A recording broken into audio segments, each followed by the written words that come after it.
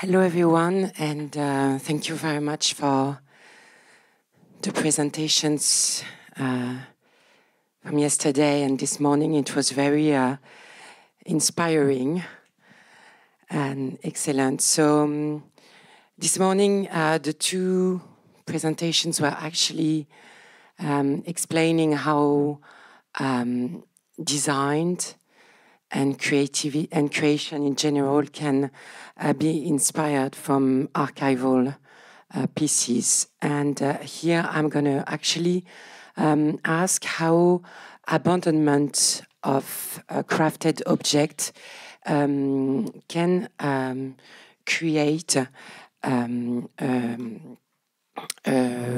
regeneration from past to present.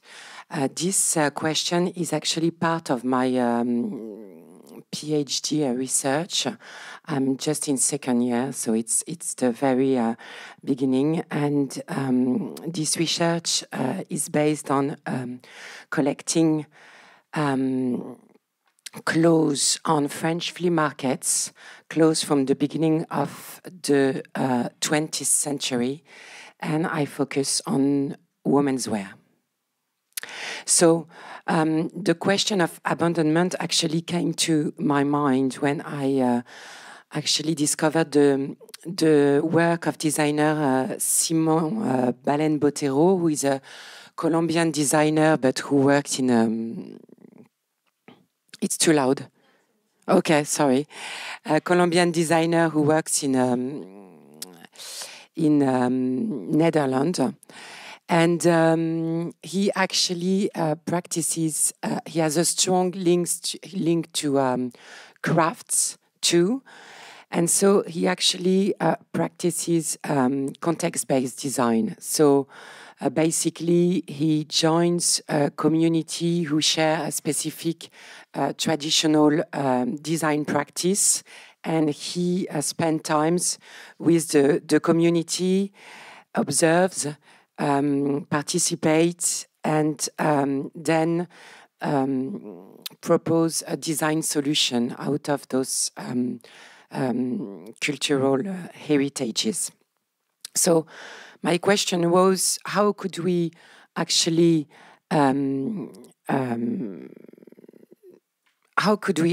think about transporting heritage when the initial community is gone and has disappeared, and only the objects are left? And that was my question. So, yeah, this is just a basic picture of the flea market. So those clothes, I found them, for example, in those bags. So the practice, I've been collecting clothes for about 10-15 years. On French flea markets, yes, for example, this one, and the collect is based on instinct. I have no methodology on the stage of the collect. As I said, I focus on women's wear and workwear. So the making is artisanal or semi-artisanal. Maybe we can show the first one, the apron. Yes, and they show a lot of traces of domestic craftsmanship of repair, such as mending, patching, darting. They are not museal material, of course. They are considered as minor, and although they are abandoned, as you can see, they are highly incarnated by traces of all this maintenance craftsmanship, but also by traces of usage and the bodies who wore those clothes. Alors, first of all, abandonment, and maybe you can show it on the apron there, doesn't mean that there hasn't been maintenance and preservation. For example, this apron there, which you see on the picture, and which shows a lot of traces of of mending. When I found it 2 years ago on the floor, it was actually very carefully ironed and folded. So most of the clothes that I found come from house clearances. And basically, this apron, although very, very worn out, was very well maintained and kept. And the fact that I found it now, this is actually the angle of my study, is how I can focus on those, on this specific waste, I mean textile waste, in the context of overconsumption and overwaste. So when you find it, you know, in 2023, there is very much a temporal overlap with our contemporary practices. Alors, of course, now here I want to actually try to uncover, you know, what this phase of abandonment could produce on those pieces. Of course, the first production is the change in materiality. And actually, we see that time slowly goes toward nothingness, so through holes, through the change of the fabric, through the change of the colors, of course, the fading, the rust, etc. For example, the fadings. Alors, the other point that I want to make is that in addition to this change in materiality, abandonment creates a control-free space. And if we refer to Papanek, who says that actually design is about any action with an intention, he calls natural design or design from nature. Actually, it's not a design because there is no obvious or conscious intention. So it's interesting. For example, on the right-hand side, we can observe on this dress apron, just like the other dress here, you can see the fading that actually shows, no, like the black one. It shows, no, yeah, that one here, that one. In the back, you can see the obvious stress of the belt of the apron, you know, on the dress. And here you have the same dress on the chest, which is a cross line. When on the left-hand side, the fading is completely random. Obviously, this shawl must have been abandoned, you know, folded in a certain way, and, you know, in direct contact with a source of light. So, of course, the traces are completely random. Other example, rust, change in fabrics, materiality. Alors, the fourth, yeah, merci. The fourth example, actually, the fourth point is actually I was wondering if the return of those clothes in the context to the context of a flea market would not be their natural evolution, and in that sense, I mean that the flea market is a vivid environment based on human interaction, so it's very contemporary, and at the same time, it's the oldest context of transactional interaction. It's a basic context of transactional interaction. The second point is that actually the flea market is a perfect environment for what John Dewey, the philosopher, the American philosopher, who actually contributed to initially theorize the pragmatic aesthetics. He comes up with this concept of aesthetic experience, and aesthetic experience would be the experience that you you all described when you were actually talking about your practice, but it's also something that you can experience on a flea market. Basically, he states that the value of a work of art, of work of crafts, is not in the work itself, but is in the relationship between the viewer and the object. So it's a dynamic between a person, an observer, and an object, and through the object, the person who has actually fabricated the object. The fifth question that actually I would like to ask about abandonment. Abandonment, of course, produces anonymity. And I was wondering if actually this anonymity could create a blank canvas for a practitioner to actually build up a completely renewed relationship and personal relationship to the object and all the details that the object carries. And in conclusion, I would like to ask if abandonment is not a self-produced bridge between heritage and modernity. On one side, we have the natural evolution of objects, and on the other side, we have a renewed perception from the viewer.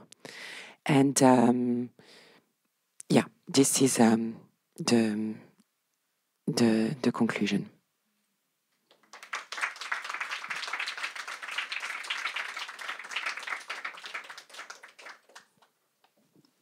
Thank you for that really, really interesting presentation. Does anyone have a question? Yeah.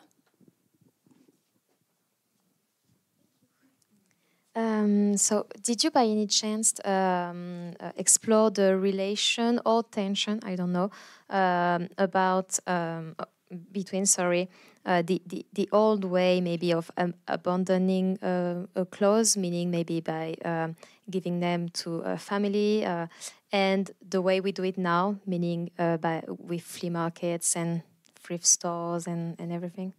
Yeah, sure. Actually, for example, this apron here shows, you know, it has been cut like this. And probably this is very much a sign of not wanting to actually give the clothes. Of course, you know, the profession of ragman has been forbidden in France in 1950. So at the very end, the clothes would be given to the ragman, but they would be cut out before giving them, so that they could not be reused as such, and otherwise they would be passed on as long as possible. So very much those clothes who appear now on flea markets are the end of a lineage, and as I was saying, it's a sign of house selling. Yeah. Thank you. Another question? Yeah.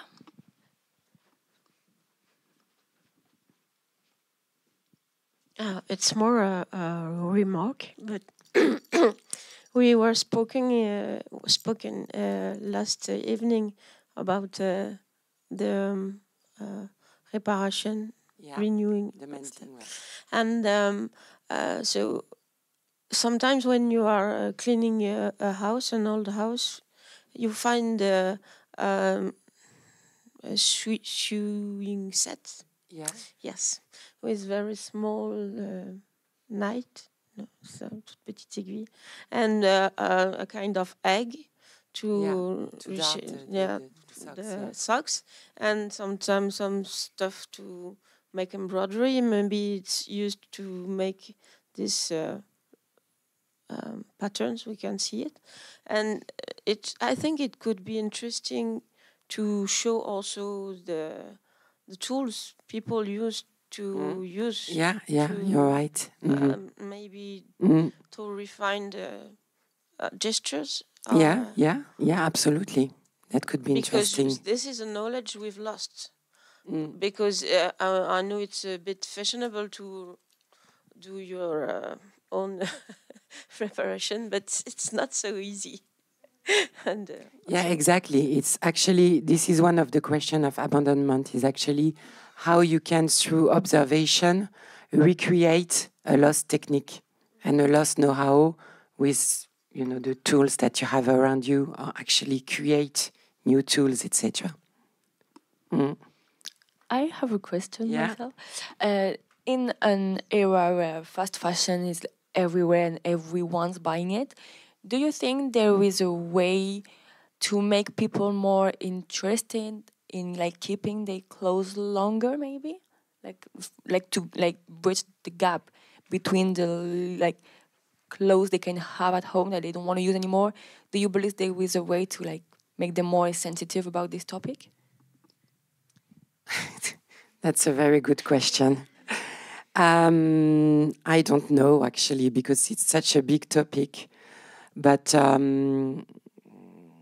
I see a direct link between those kind of clothes, the fact that they're not acknowledged in the history of fashion, or the history of clothing, and the recent, for example, a communication campaign from Shein saying fashion is for everyone. So, of course, we haven't acknowledged, clothing for a great part of society in the 20th century. And, of course, today there is a massive confusion about what is fashion and what is consumption. And also, what is important is that actually the issue of global consumption and global production, and global waste is completely invisible for the Western world. So now, we talked last night about all the issues that are rising with waste management. So it's going to become more and more visible, and probably then we are going to try to be more careful. I don't know. I just don't know. We'll see. Yeah, we have David over there. There you go. Hi, a very good presentation. Thank you. You may well have it in France, but in the UK, UCL, we have a repair cafe that runs twice a year, where students bring in clothes, any electronic devices. And from that, it becomes a platform to encourage the reuse of artifacts, clothes, so they learn to repair and those techniques that they may not have encountered because of the throwaway fashion that we have. It was just an observation. So it's in your university? You have this? It's in the university. It happens. It's becoming more and more. So we have electronic specialists, we have material specialists, where it's centred around the university and the local environment. So we get the general public come in, and they will bring their clothes that have tears, and they will get repaired on site, and they will go away with those clothes. So they'll go away with, for instance, with a pair of jeans that look even trendier after than before they come in. And that extends to electronic items, anything, glasses, and it's getting quite large. Well, thank you very much. I think that's very interesting because in France, as you guys know, we have this repair. How do you call that? Like they sponsor your repair so that you pay. If you go, for example, to the Copman to repair a bag or a pair of shoes, you will pay less because the government would pay a compensation to actually encourage repair. But statistics shows that actually, even with this compensation, people less and less repair their clothes or shoes or bags. So it's not working. And I think it's just by putting, you know, in as your example, like if you put it into practice, for example, in schools or college or whatever, or workplace, then I think that would encourage people, probably, yeah.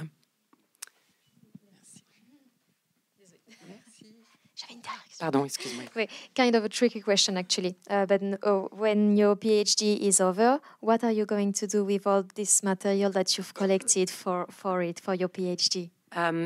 First of all, it was a reverse project that I first started collecting, and then I was I used it for. Then it triggered the PhD research because it was fascinating how much the environment was changing and those clothes were still there.